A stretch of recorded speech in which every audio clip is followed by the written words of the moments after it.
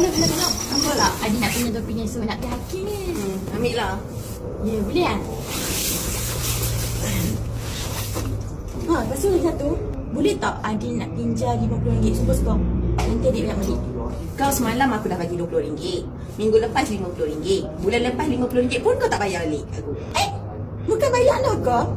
Cukup lah kak. Ni boleh tapi dengan syarat yang terakhir. So, buat dah. Untuk yang ni, kita jadikan hutang yang akan diingati sampai mati. So, adik hutang Kak Long 50 bulan lepas. Minggu lepas 50. Semalam RM20.